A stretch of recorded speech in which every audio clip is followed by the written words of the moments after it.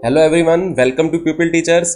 People teachers पर हम हमारे बीएड कोर्स का कंप्लीट सिलेबस डिस्कस कर रहे हैं और नोट्स कहाँ मिलेंगे हमें pupilteachers.in पर, जिसका लिंक डिस्क्रिप्शन बॉक्स में दे दिया गया है।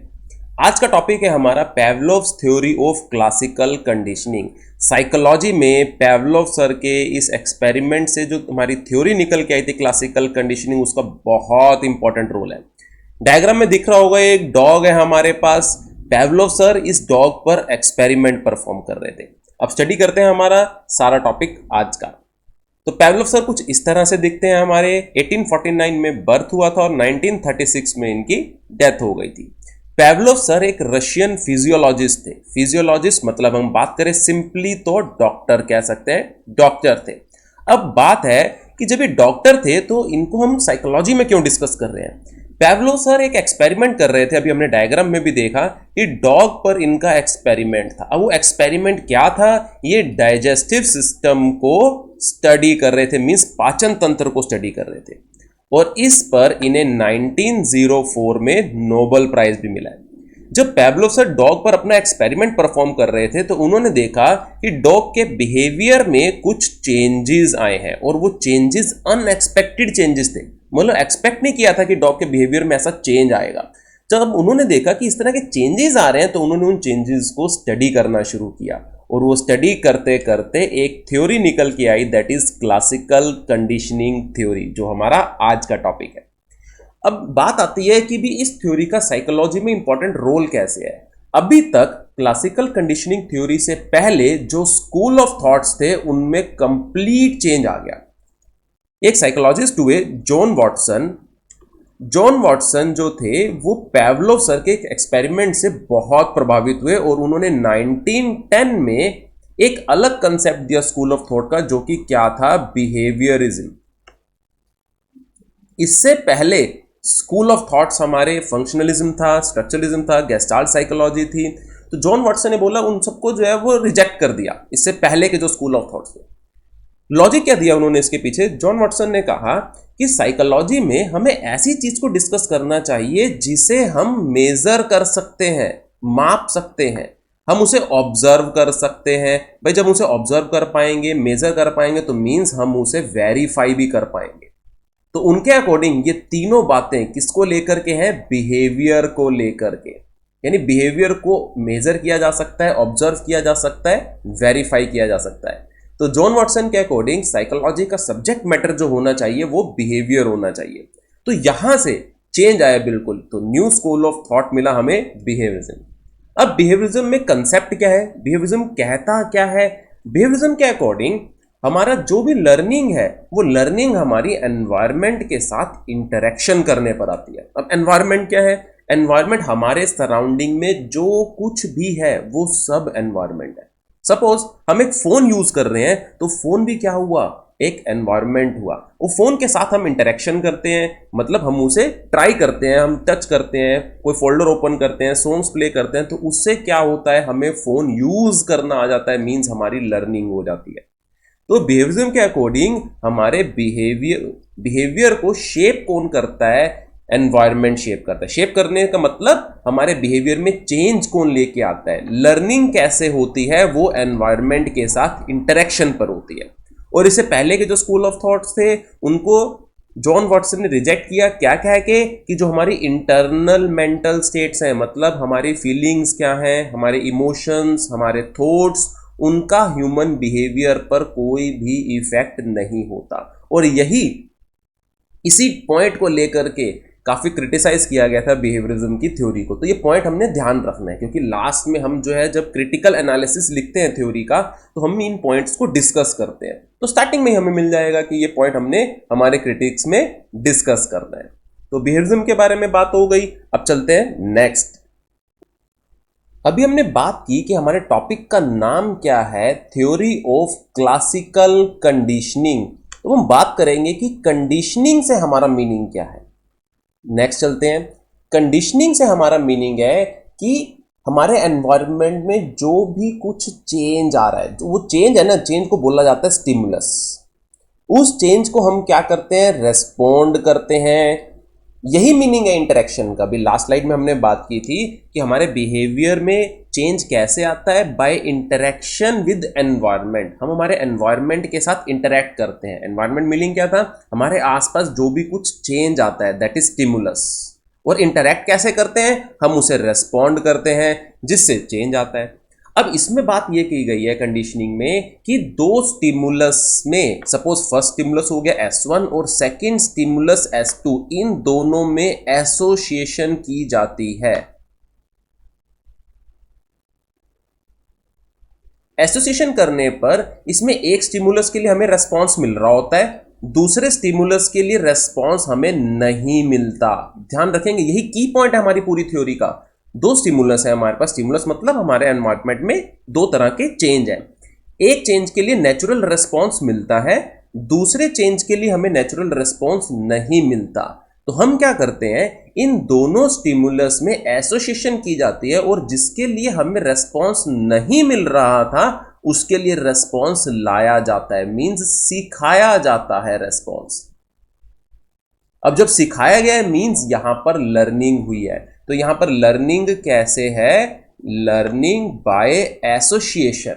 तो मेन पॉइंट यहां पर जो है वो एसोसिएशन है। तो इसे एसएस थ्योरी, और बेसिस क्या हुआ इसका, बेसिस है हमारी थ्योरीज का SR theory, mean stimulus response theory. और इसमें क्या है, हमारे पास दो स्टिमुलस होंगे, हमें लर्न करना है। अगेन बोला जा रहा है ये की पॉइंट है हमारी पूरी थ्योरी का।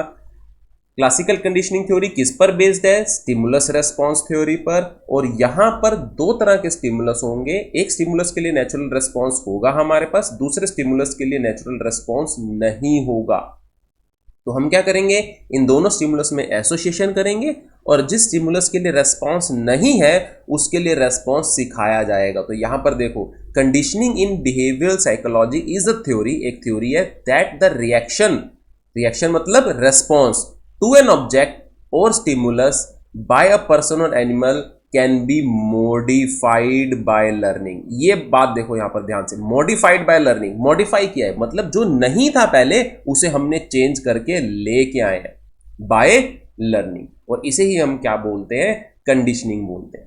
अब एक बात यहां पर और आई थी हमारे पास कि क्लासिकल कंडीशनिंग क्यों बोला जाता है। क्लासिकल मतलब पुराने तरीके से कंडीशनिंग की गई है। जैसे यहां पर एक्सपेरिमेंट किस पर हो रहा था, डॉग पर। डॉग अपने आप एक्टिव नहीं है, पुराने तरीके से बस बाहर से कोई पर्सन उसमें चेंज लेकर के आएगा। डॉग इटसेल्फ अपने आप में कोई चाहकर अपनी मर्जी से कोई चेंज नहीं लेकर के आ रहा है, वो बाहर से पुराने तरीकों से, पुराने तरीके अप्लाई किए गए। ठीक है जी, तो यहां पर हमारा मीनिंग क्लियर हो गया क्लासिकल कंडीशनिंग का। इवन इसके बाद हमारी एक ओपरेंट कंडीशनिंग भी आएगी। अभी तो हम पढ़ रहे हैं ना क्लासिकल कंडीशनिंग, इसके बाद आएगी हमारे पास ओपरेंट कंडीशनिंग। जैसे अभी यहां पर हमारा जो सब्जेक्ट मैटर था दैट इज डॉग, वो पैसिव था, हमने डायग्राम में देखा था, उसको पूरा बांध के रखा हुआ है डॉग को, वो अपने आप कोई भी एक्टिविटी नहीं कर रहा, बस बाहर से हम चेंज लेकर के आ रहे हैं, तो वो क्लासिकल मेथड हो गया। इसके बाद हमारे पास होगी ओपरेंट कंडीशनिंग। ओपरेंट का मतलब हमारा जो सब्जेक्ट होगा वो अपने आप एक्टिविटी करेगा। तो ये फर्क होगा हमारा क्लासिकल कंडीशनिंग और ओपरेंट कंडीशनिंग में। अभी डिस्कस करते हैं हमारी कुछ इंपॉर्टेंट टर्म्स जो बार बार हमारी थ्योरी में यूज होंगी।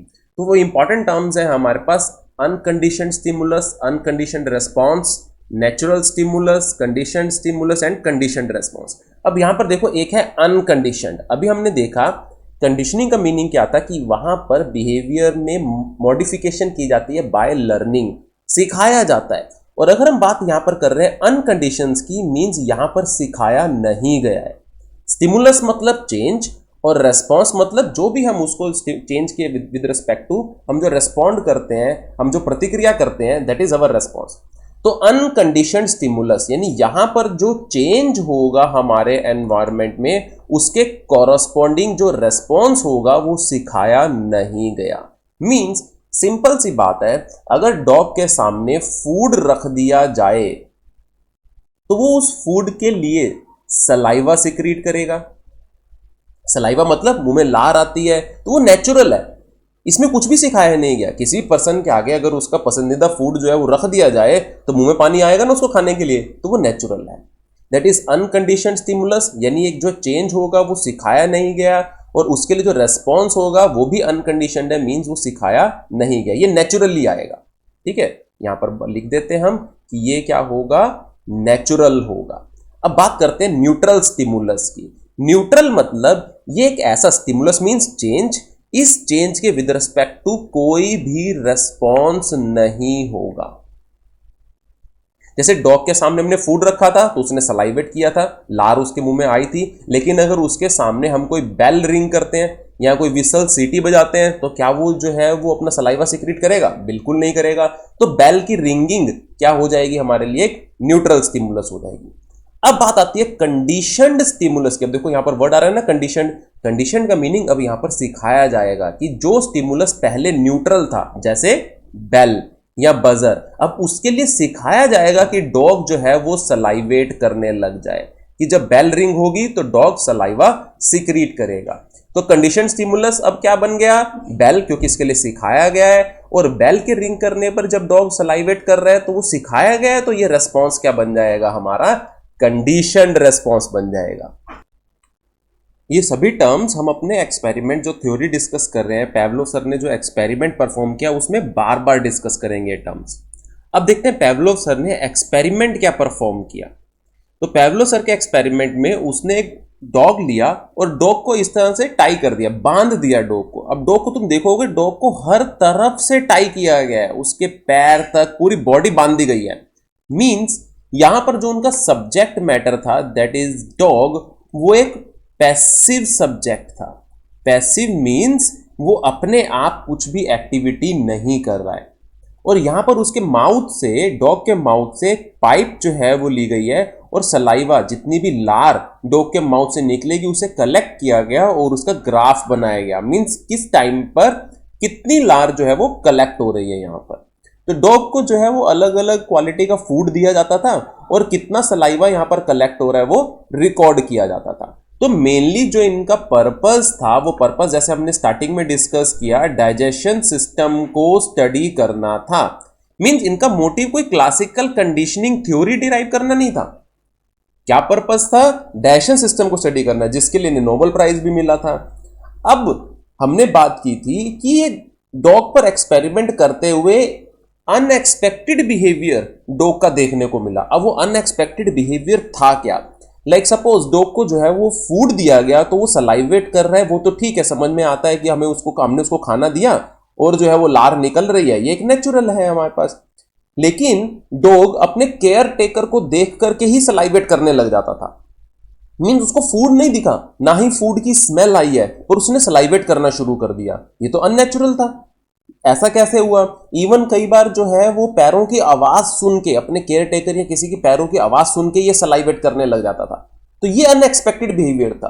तो पेवलोव सर ने सोचा कि भाई फूड दें इसे तो ये सलाइवेट करे, वो तो समझ में आता है, लेकिन पैरों की आवाज सुन के या केयर टेकर को देख के ये सलाइवेट करना शुरू कर दे, ऐसा क्यों कर रहा है डॉग? तो ये बिहेवियर में चेंज था जिसने पेवलोव सर को मोटिवेट किया कि वो क्लासिकल कंडीशनिंग थ्योरी पर काम करें। अब क्लासिकल मतलब यहां पर हमारा जो सब्जेक्ट मैटर है डॉग, वो एक्टिव नहीं है, उसको बांध के रखा हुआ है। बाहर से बस जो चेंजेस किए जाएंगे वो किए जाएंगे, अपने आप वो कोई भी एक्टिविटी नहीं करेगा।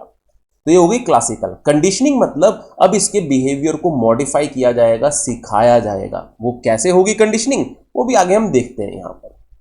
अब डिस्कस करते हैं कि कंडीशनिंग किस तरह से की जाती है, that is learning in classical conditioning. Learning का मतलब क्या था? बिहेवियर में चेंज लेकर के आएंगे। कंडीशनिंग मींस मॉडिफाई किया जाएगा, सिखाया जाएगा। कैसे सिखाया जाएगा? वो फेजेस है यहां पर।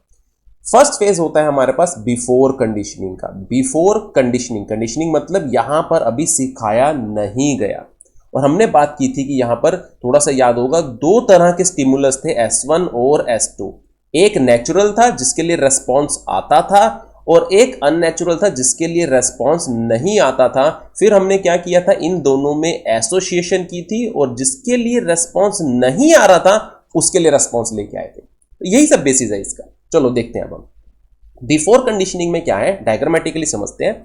हमने क्या किया, डॉग को फूड दिया। अब फूड से क्या हुआ, डॉग ने सलाइवेट करना शुरू कर दिया। तो फूड क्या था? स्टिमुलस, यानी चेंज आया है, और सलाइवेट करना क्या था? रेस्पॉन्स। तो फूड स्टिमुलस हो गया और सलाइवेशन रेस्पॉन्स हो गई।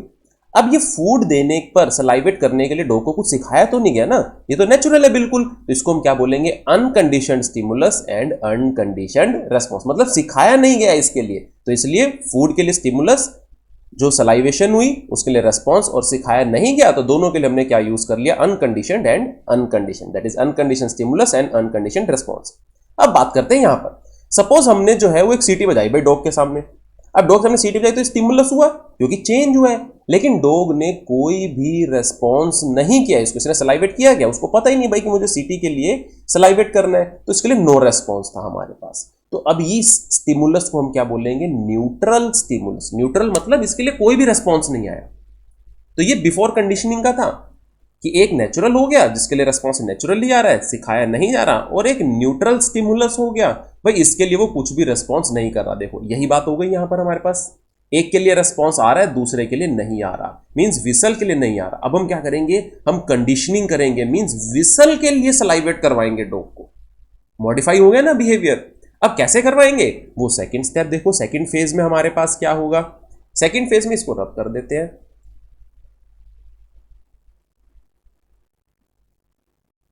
चलो सेकंड फेज में हमारे पास क्या है। अब हम क्या करेंगे, जो फूड हम देते थे उसके लिए डॉग सलाइवेट करता था और विसल के लिए वो सलाइवेट नहीं करता था, इन दोनों को एक साथ लेके आया जाएगा। मीन जैसे ही हम फूड प्रेजेंट करेंगे साथ साथ विसल भी ब्लो करेंगे, सीटी भी बजा देंगे। लेकिन डॉग अभी फिलहाल किसको रेस्पॉन्ड कर रहा है, डॉग तो फूड के लिए रेस्पॉन्ड कर रहा है। तो ये अनकंडीशनड रेस्पॉन्स ही है हमारा, सिखाया नहीं जा रहा क्योंकि उसको तो विसल का अभी भी नहीं पता, वो तो अपना फूड देख रहा है और रेस्पॉन्स कर रहा है। तो अभी भी हमारे पास कैसा रहेगा, अनकंडीशनड रेस्पॉन्स रहेगा। लेकिन इस ये जो हम एसोसिएशन कर रहे हैं, हमने बात की थी ना यहां पर एसोसिएशन की जाएगी S1 और S2 की। S1 हमारे पास क्या है, विसल जिसके लिए रेस्पॉन्स नहीं था, और S2 हमारे पास फूड। अब इनकी एसोसिएशन कर दी गई, मींस एक साथ लाए गए इन्हें, और ऐसा बार बार रिपीट किया जाएगा। अब जब बार बार रिपीट किया जाएगा तो डॉग को क्या लगेगा एक टाइम पर कि भाई विसल बजती है तो मुझे खाना दिया जाता है। तो अब क्या होगा, ये कंडीशनिंग हो रही है यहां पर एसोसिएशन की जा रही है, सिखाया जा रहा है यहां पर। तो ये बार बार रिपीटिशन के साथ होगा। न्यूट्रल स्टिमुलस को, देखो न्यूट्रल था ना हमारे पास विसल, न्यूट्रल स्टिमुलस को अनकंडीशनड स्टिमुलस के साथ रिपीट किया जाएगा और बहुत बार रिपीट किया जाएगा। तो जब काफी बार रिपीट करेंगे, अब डॉग के बिहेवियर में चेंज आ चुका होगा। मींस अब आफ्टर कंडीशनिंग अगर हम देखेंगे तो अगर हम डॉग के सामने विसल ब्लो कर रहे हैं, मीन सीटी बजा रहे हैं, तो वो उसको रेस्पॉन्ड करना शुरू कर देगा, जो कि पहले नहीं था। मींस अब ये जो स्टिमुलस पहले न्यूट्रल था, ये ध्यान रखेंगे हम, पहले जो न्यूट्रल स्टिमुलस था अब उसको न्यूट्रल नहीं बोलेंगे, स्टिमुलस तो अभी भी है, उसके लिए रेस्पॉन्स भी आ रहा है, लेकिन अभी सिखा दिया गया है। तो इसलिए इस न्यूट्रल स्टिमुलस को आफ्टर कंडीशनिंग हम क्या बोलेंगे, कंडीशनड स्टिमुलस। और इसके लिए रेस्पॉन्स सिखाया गया है तो उसे हम क्या बोल देंगे, कंडीशनड रेस्पॉन्स बोल देंगे। तो अब देखो, अब S1 के लिए हमारे पास डॉग जो है वो रेस्पॉन्ड करने लग गया है, मींस हमने यहां पर सिखा दिया है उसे। एक बार फटाफट फिर से रिपीट कर लेते हैं इसे।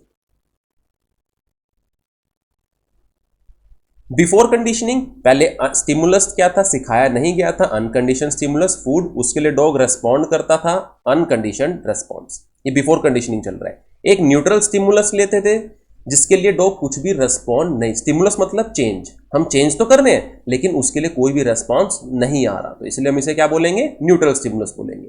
अब सिखाया जाएगा, इस न्यूट्रल स्टिमुलस के लिए उसे सिखाया जाएगा। कैसे, फर्स्ट ये वाला स्टिमुलस और सेकेंड स्टिमुलस, इन दोनों की एसोसिएशन की जाएगी, मींस दोनों को अब देखो एक साथ लेकर के आए। तो ये ड्यूरिंग कंडीशनिंग है, जब सिखा रहे हैं दोनों को एक साथ लेके आए। तो डॉग के लिए तो फूड इंपॉर्टेंट है, तो फूड के लिए वो क्या करेगा, नॉर्मली जैसे वो पहले रेस्पॉन्ड करता था अब भी रेस्पॉन्ड करेगा, मींस अनकंडीशनड रेस्पॉन्स होगा हमारा। क्लियर हो गई। ऐसा बहुत बार रिपीट किया जाएगा। जब बहुत बार रिपीट किया जाएगा तो अब आफ्टर कंडीशनिंग डॉग में चेंज आ चुका है। अब सिर्फ विसल ब्लो करेंगे ना तो उसको लगेगा फूड मिलने लगा है और वो रेस्पॉन्स करने लग जाएगा। तो विसल पहले क्या थी हमारी, देखो न्यूट्रल स्टिमुलस थी, अब इसके लिए डॉग रेस्पॉन्स कर रहा है। पहले तो रेस्पॉन्स नहीं कर रहा था इसलिए न्यूट्रल बोलते थे, अब रेस्पॉन्स कर रहा है, तो भाई अब ये रेस्पॉन्स सिखाया गया है तो इसे हम क्या बोलेंगे, कंडीशनड स्टिमुलस, और रेस्पॉन्स सिखाया गया दैट इज कंडीशनड रेस्पॉन्स। तो ये पूरे के पूरे 3 फेजेस है। ये हमारे पास फेज 1 है, this one is our phase 2 and phase 3। तो 3 फेजेस है, सब हमारे जो है वो स्टिमुलस रेस्पॉन्स थ्योरी पर बेस्ड है। क्लियर हो गई इतनी बात? अब आगे चलते हैं। तो क्लासिकल कंडीशनिंग को हम समराइज करेंगे, तो कैसे समराइज करेंगे? Classical conditioning involves formation and association. देखो बार बार बात कर रहे थे ना एसोसिएशन की। Forming an association between two stimuli, दो स्टिमुलस होंगे हमारे पास, रिजल्टिंग इन, रिजल्ट क्या होगा? रिजल्ट होगा लर्न्ड रेस्पॉन्स, यानी वो रेस्पॉन्स सिखाया गया है। तो classical conditioning involves forming an association between two stimuli resulting in learn response. ये पूरा का पूरा एक लाइन में हमने क्लासिकल कंडीशनिंग को समराइज कर दिया।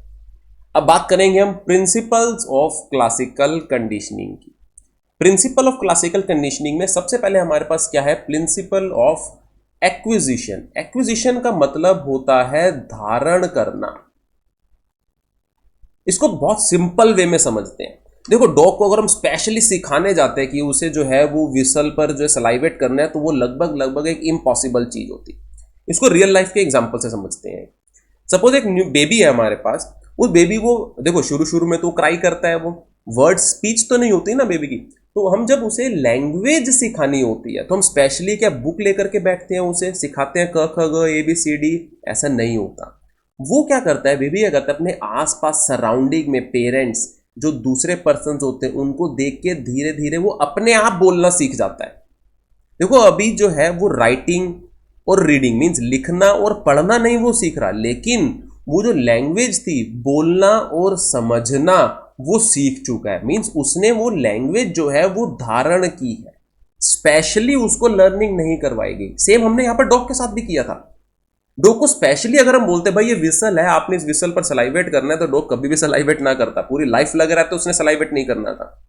हमने एक ऐसा एनवायरमेंट क्रिएट किया। बिहेवियरिज्म की बात देखो, बिहेवियरिज्म क्या बात करता था कि एनवायरमेंट के साथ इंटरेक्शन होती है तो अपने आप चेंज आता है। बच्चे ने अपने एनवायरमेंट, अपने आसपास, अपने पेरेंट्स के साथ इंटरेक्शन की, वो अपने आप जो है वो लैंग्वेज एक्विजिशन हो गई है। तो यहां पर भी बात हो गई प्रिंसिपल ऑफ एक्विजिशन की। मीन्स हम वो जो न्यूट्रल स्टिमुलस के साथ जो अनकंडीशनड स्टिमुलस है उसको इस तरह से साथ साथ रखते हैं बार बार कि अपने आप एक्विजिशन हो जाती है। किसके लिए? न्यूट्रल स्टिमुलस के लिए। तो that is our principle of acquisition. हमें स्पेशली कुछ करने की जरूरत नहीं है, बस बार बार ये जो इनके बीच में एसोसिएशन थी उसको इतनी बार रिपीट कर दो कि वो धारण हो जाए। बच्चों को सिखाना होता है, बार बार हम रिपीट करते हैं वर्ड को, वो अपने आप सीख जाता है। That is acquisition. सेम यहां पर है हमारे पास। सेकंड है हमारे पास प्रिंसिपल ऑफ एक्सटिंक्शन। एक्सटिंक्शन मतलब गायब हो जाना। सपोज थोड़े टाइम बाद आपने बेल जो है, हम क्या करते थे भाई, बेल रिंग करते थे और साथ में उसको फूड दे देते थे। क्या हुआ, आपस में इनकी स्ट्रेंथनिंग हो गई। तो बेल रिंग करने पर ही डॉग जो है वो सलाइवेट करना शुरू कर देता था। लेकिन अब क्या करेंगे, हम काफी टाइम तक सिर्फ बेल रिंग करवाते रहे, डॉग सलाइवेट करता रहा, लेकिन हमने उसको फूड नहीं दिया।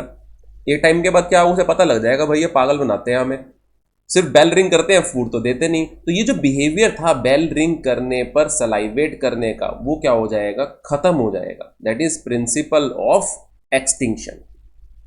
उसके बाद आता है principle of spontaneous recovery. Spontaneous मतलब अचानक से रिकवरी हो गई। किसी दिन ऐसा हुआ भाई वो एक्सटिंक्शन हो चुकी थी, मतलब वो बेल के लिए सलाइवेट नहीं करता था, लेकिन कभी ऐसा हुआ आपने बेल रिंग की और डॉग ने सलाइवेट करना शुरू कर दिया। वो एक्सटिंक्शन हो चुकी पर अचानक से रिकवरी हो गई उसकी। That is principle of spontaneous recovery. अब प्रिंसिपल ऑफ स्टिमुलस जनरलाइजेशन। अब देखो स्पॉन्टेनियस रिकवरी में हमें एक चीज का ध्यान रखना पड़ेगा।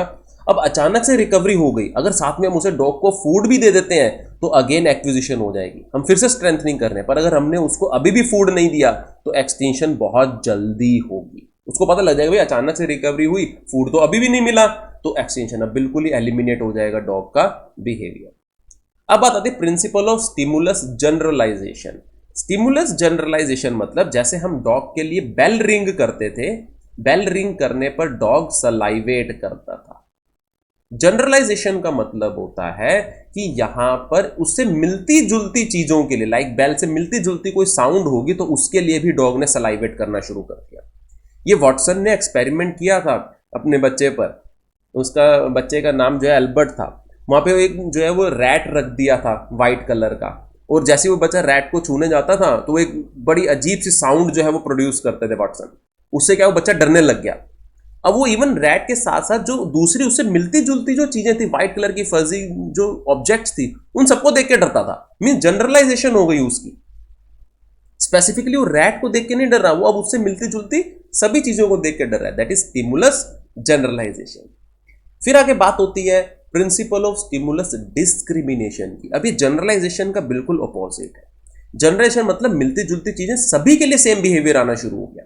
लेकिन स्टिमुलस डिस्क्रिमिनेशन मतलब जो अलग अलग स्टिमुलस है उन्हें डिस्क्रिमिनेट किया जा सके, यानी पहचाना जा सके। जैसे बेल हो गई और हमारे पास जो है वो बजर हो गया, दोनों की साउंड सपोज अलग अलग है, तो दोनों के लिए डिस्क्रिमिनेट करवाया गया कि भाई बेल की अलग साउंड है और बजर की अलग साउंड है, तो बेल के लिए जो है रेस्पॉन्स करना है, बजर के लिए रेस्पॉन्स नहीं करना।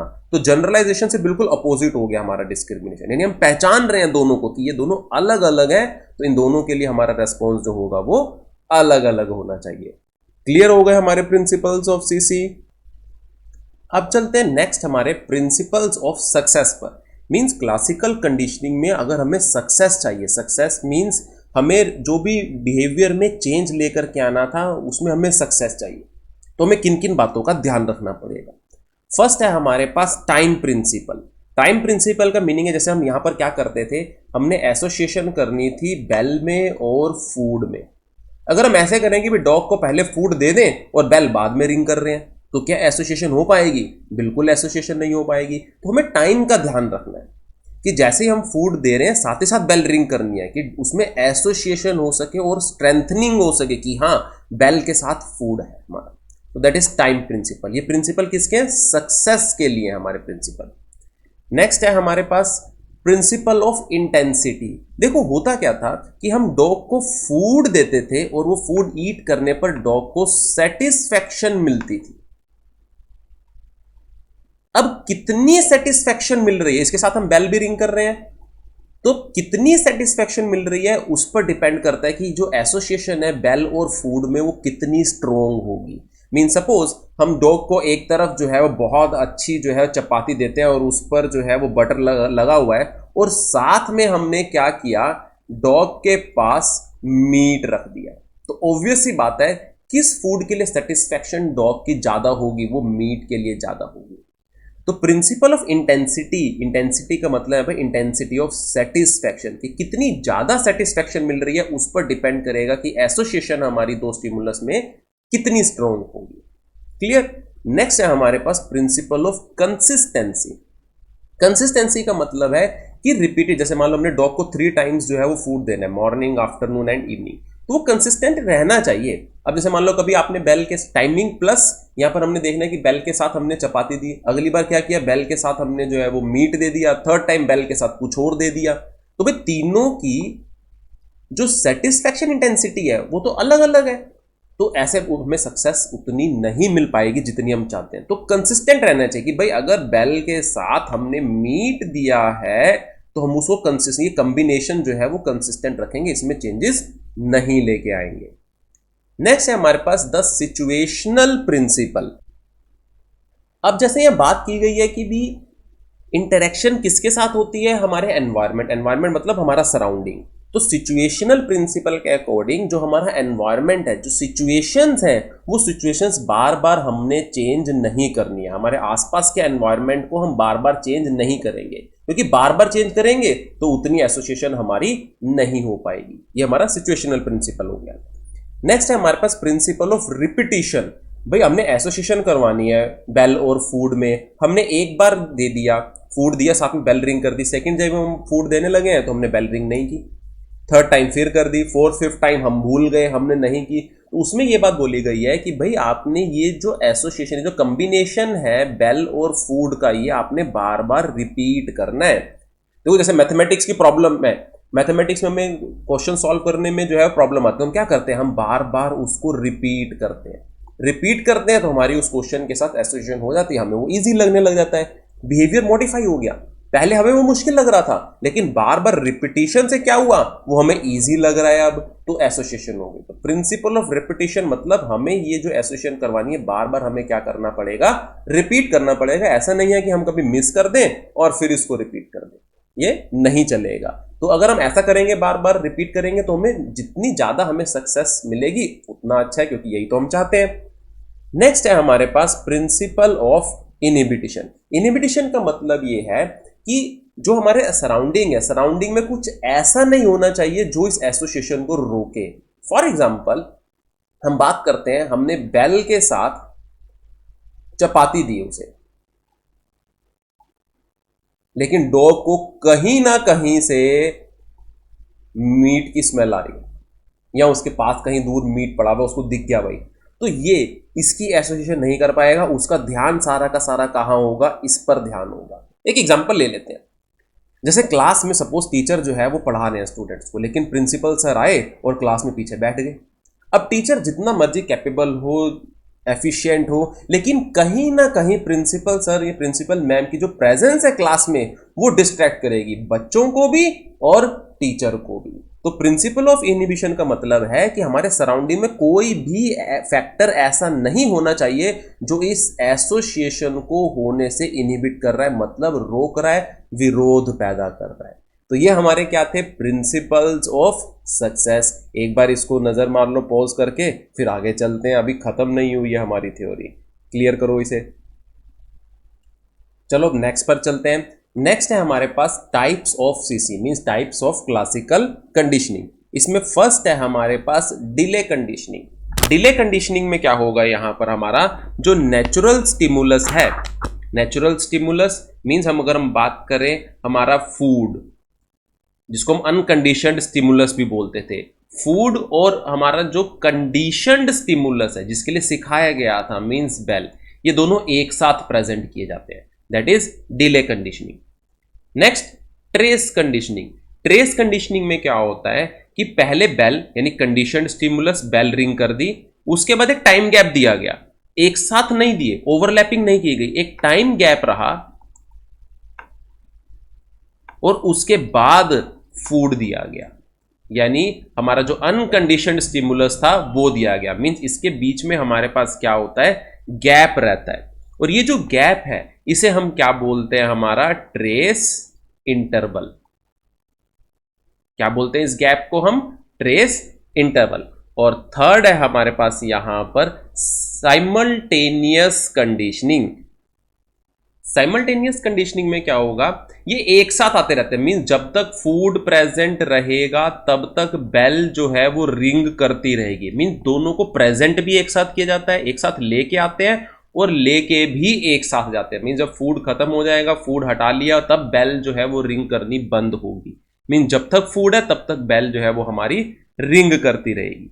नेक्स्ट है हमारे पास बैकवर्ड कंडीशनिंग।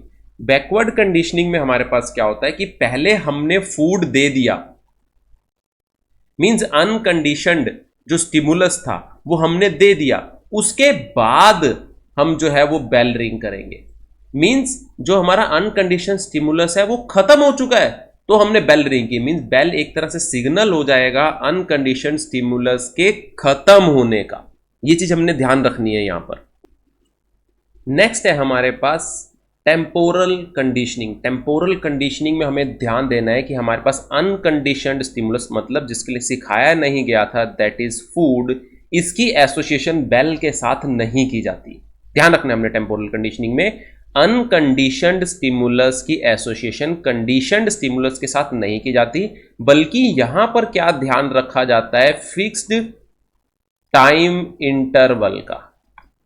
यानी एक फिक्स टाइम इंटरवल पर फूड दिया जाएगा। जैसे सपोज डॉग को फूड दिया गया 8 o'clock मॉर्निंग, देन उसको दिया गया 2, आफ्टर दैट उसको डॉग को फूड दिया गया 7 एंड नाइट दिया गया उसे 11। मतलब फिक्स टाइम पर दिया जाएगा, इस टाइमिंग में चेंज नहीं किया जाएगा। 8, 2, 7, 11। अब क्या होगा यहां पर, अब सपोज डॉग को आदत पड़ जाएगी, इस टाइम की आदत पड़ जाएगी, फिक्स्ड टाइम इंटरवल की, कि 8 के बाद 2 पर उसे फूड मिलना ही मिलना है। अगर 2 जैसे 2 o'clock होंगे वो सलाइवेट करने लग जाएगा। मींस यहां पर बेल का कोई रोल नहीं है, यहां पे टाइमिंग्स का रोल है कि टाइमिंग के हिसाब से जो है वो कंडीशन रेस्पॉन्स आने लग जाएगा। वैसे 2 o'clock डॉग जो है वो सलाइवेट नहीं करता था, लेकिन अब उसे आदत पड़ चुकी है 8, 2, 7, 11 की, तो वो 8 पर हमने फूड दिया, 2 पर अगर अभी हमने नहीं दिया तो 2 o'clock सलाइवेट करने लग जाएगा। मींस पहले 2 o'clock सलाइवेशन नहीं होती थी, अब 2 o'clock सलाइवेशन होने लग गई है, कंडीशनड रेस्पॉन्स आ गया है। तो यहां पर फिक्स टाइम इंटरवल का हमने ध्यान रखना है। लास्ट है हमारे पास अनपेयर्ड कंडीशनिंग। अनपेयर्ड कंडीशनिंग में मतलब यहां पर फूड और बेल प्रेजेंट किए जाएंगे लेकिन आपस में कोई रिलेशन नहीं होगा। कभी भी फूड दिया और कभी भी बेल देगी, बेल हमने रिंग कर दी, मींस ए इंडिपेंडेंट ट्रायल्स होंगे।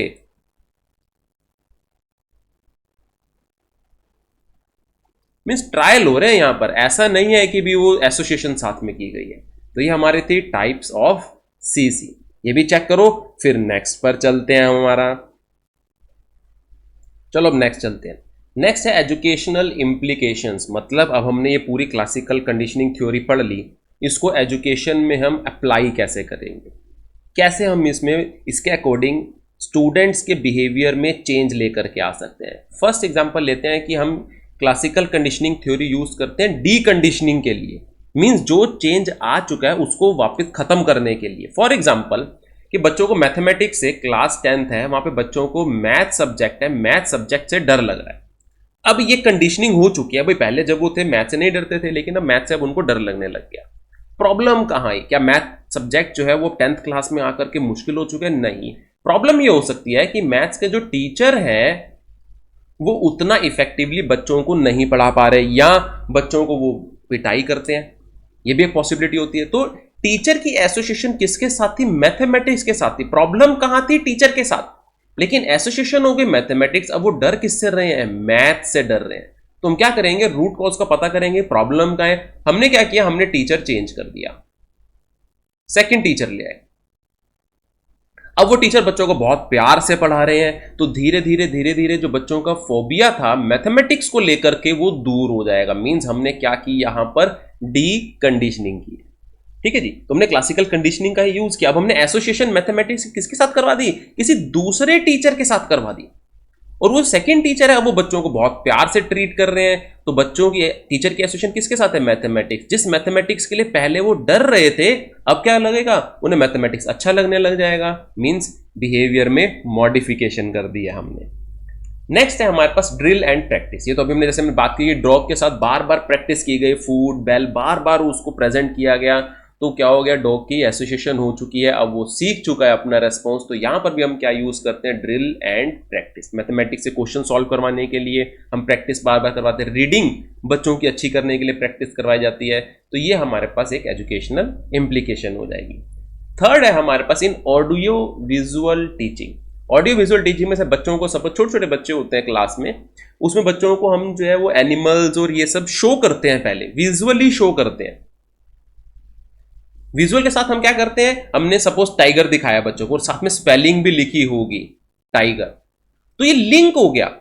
बच्चे बार बार उसको रिपीट करेंगे, बोलेंगे, उनको दिखाया जाएगा कि टाइगर कैसा दिखता है, और साथ में बच्चों से बुलवाया जाएगा TIGER टाइगर। हमने क्या किया? बार बार विजुअल और ऑडियो में एसोसिएशन कर दी। अगेन क्या होगा? बच्चों को सिर्फ अब टाइगर की स्पेलिंग दिखाई जाएगी और बच्चे उसको प्रोनाउंस कर देंगे TIGER टाइगर। तो छोटे बच्चों के साथ काफी रिपीट किया जाता है ये इन ऑडियो विजुअल टीचिंग। तो ये हमारी हो गई एजुकेशनल इम्प्लीकेशंस। अब चलते हैं हमारे last, that is critical review. Critical review का मतलब होता है हमने क्रिटिसाइज करना है, उसे विरोध करना है कि भी यहां पर ये थ्योरी गलत थी, इन्होंने गलत सोचा। तो यहां पर ये सब बातें, ऐसे नहीं कि हम सब कुछ अच्छा बताते हैं, यहां पर इवन यहां पर हम उसके जो नेगेटिव पॉइंट्स थे, हम उन नेगेटिव पॉइंट्स को डिस्कस करते हैं। तो क्रिटिकल रिव्यू का मीनिंग ये होता है। चलो डिस्कस करते हैं अभी इनके बारे में। फर्स्ट पॉइंट है हमारे पास डिटर्मिनिस्टिक थ्योरी। अब क्लासिकल कंडीशनिंग थ्योरी को डिटर्मिनिस्टिक थ्योरी इसलिए बोला गया, हमने डायग्राम में देखा था ना, डॉग को पूरा बांध के रखा हुआ था। मतलब डॉग अपने आप से कोई एक्टिविटी नहीं कर रहा, वो क्या चाहता है, क्या करना चाहता है, उसकी खुद की विश क्या है, उस पर कुछ भी ध्यान नहीं दिया है। उसको बांध के पूरा कंप्लीटली टाई कर दिया, बस बाहर से कोई चेंज लेकर के आ रहे हैं, उसके अकॉर्डिंग डॉग क्या रेस्पॉन्स दे रहा है, बस उसे स्टडी किया गया। हर एक पर्सन की, हर एक एनिमल की, हर एक ऑर्गेनिज्म अपनी भी कोई विश होती है कि वो क्या करना चाहता है, उसके बारे में यहां पर कोई भी ध्यान नहीं दिया गया था। इसलिए बात की गई कि एक डिटर्मिनिस्टिक थ्योरी है, हमें ध्यान रखना है पूरी एक्सप्लेनेशन को। नेक्स्ट है हमारे pass fail in the absence of stimuli response awareness. भाई अगर कैसा स्टिमुलस होना चाहिए और उसके अकॉर्डिंग कैसा रेस्पॉन्स लेकर के आना है, अगर कोई पर्सन इससे अवेयर नहीं है तो वो इस क्लासिकल कंडीशनिंग को इम्प्लाई उतने अच्छे से नहीं कर पाएगा, वहां पर ये फेल हो जाएगी। थर्ड पॉइंट है हमारे पास, all stimuli can not be conditioned. हाँ, ऐसा नहीं, अब जैसे यहां पर क्या था कि S1 S2 दो स्टिमुलस लिए, भाई S2 के लिए बिहेवियर आ रहा था, S1 S2 की आपस में एसोसिएशन करवाई गई और S1 के लिए भी बिहेवियर आने लग गया। तो यहां पर यह बात की गई है कि ऐसा नहीं है कि S1 किसी भी स्टिमुलस को आप S2 के साथ एसोसिएट कर दोगे तो S1 के लिए बिहेवियर आ जाएगा। सपोज एक बच्चा है, उसकी मदर है, मदर हो गई बच्चे की, और एक ऐसा पर्सन है जिसे वो पसंद नहीं करता, कोई भी एक ऐसा पर्सन है। अब आप बार बार मदर के साथ उस पर्सन को सामने लेकर के आओगे, देखो मदर के लिए तो अपनी अफेक्शंस होती हैं, बच्चे की मदर को तो खूब पसंद करता है वो, और एक पर्सन है उसको पसंद नहीं करता। अब हम कहते हैं कि बच्चे के सामने जब भी मदर आए उसके साथ उस पर्सन को भी ले आओ, तो क्या उस पर्सन के साथ बच्चे की एसोसिएशन हो जाएगी? कभी नहीं हो गई। तो यहां पर यही बात की गई है कि हर तरह के स्टिमुलस को आप कंडीशन नहीं कर सकते। नेक्स्ट है हमारे पास कि रेस्पॉन्स कैसा था, उसके बारे में कोई बात नहीं की गई। यहां पर रेस्पॉन्स दो तरह के होते हैं, एक होते हैं प्लेजेंट और एक होते हैं अनप्लेजेंट। प्लेजेंट मतलब जो आपको खुशी दें, और एक होते हैं जिससे आपको खुशी नहीं मिलती। तो इनके बारे में कोई भी बात नहीं की गई, सिर्फ इतना दिया गया कि ठीक है हमने स्टिमुलस किया, हम चेन लेकर के आए, उसके अकॉर्डिंग जो है वो रेस्पॉन्स आ गया। पर वो रेस्पॉन्स किस तरह है, क्योंकि अगर प्लेजेंट रेस्पॉन्स होगा तो आप बार बार उस काम को रिपीट करोगे, पर अगर रेस्पॉन्स अनप्लेजेंट होगा तो आप उसको रिपीट नहीं करोगे। तो ये आगे जो ऑपरेंट कंडीशनिंग है ना, वहां पर इसके बारे में बात की गई है कि रिपीटिशन, किसी टास्क को हम बार बार रिपीट करेंगे या नहीं करेंगे, वो डिपेंड करता है कि रेस्पॉन्स कैसा आएगा। अगर तो रेस्पॉन्स प्लेजेंट होगा, यानी वो हमें खुशी देगा, तो हम उसे रिपीट करेंगे, पर अगर उस रेस्पॉन्स से हमें खुशी नहीं मिलती है तो हम उसे रिपीट नहीं करेंगे। लेकिन यहां पर नेचर ऑफ रेस्पॉन्स, कि रेस्पॉन्स का नेचर कैसा होगा, उसके बारे में कोई भी बात नहीं की गई है। क्लियर? लास्ट है हमारे पास नोट एक्सप्लेनेशन ऑफ लर्निंग। यहां पर इतना बोला कि भाई आप कंडीशनिंग करो लर्निंग हो जाएगी, पर लर्निंग कैसे हुई है, लॉजिक क्या था भाई, उसके बारे में कोई भी बात नहीं की। लर्निंग हुई है वो ठीक है, बता दे कैसे हुई, क्योंकि जो बिहेवियर था, बिहेवियर में मॉडिफिकेशन हुई और वो ऑब्जर्व किया हमने कि पहले वो बेल को रेस्पॉन्ड नहीं कर रहा था डॉग, अब रेस्पॉन्ड कर रहा है, तो बिहेवियर हमने ऑब्जर्व किया कि बिहेवियर में चेंज है। तो हमने इतनी तो बात की कि लर्निंग हो गई।